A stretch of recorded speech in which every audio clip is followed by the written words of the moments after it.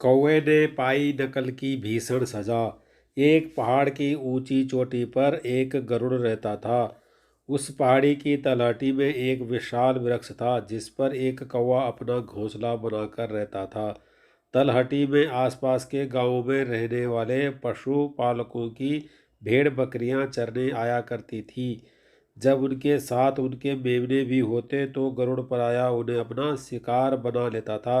चूंकि गरुड़ विशाल पक्षी होता है और उसकी शक्ति अधिक होती है, इसलिए वह ऐसा आसानी से कर सकता था।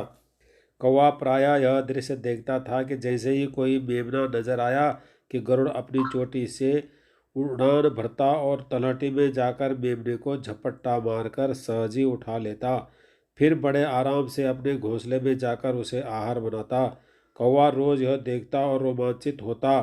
रोज देख देख कर एक दिन कौवे को भी जोश आ गया। उसने सोचा कि यदि गरुड़ ऐसा पराक्रम कर सकता है तो मैं क्यों नहीं कर सकता। आज मैं भी ऐसा ही करूँगा। वह तलहटी पर चौकन्ना होकर निगाह रखने लगा। कुछ देर बाद कौवे ने एक मेमने को तलहटी में घास खाते हुए देखा। उसने भी गरुड़ की ही तरह हवा में जोरदार उड़ान भरी और आसमान में जितना ऊपर तक जा सकता था उड़ता चला गया।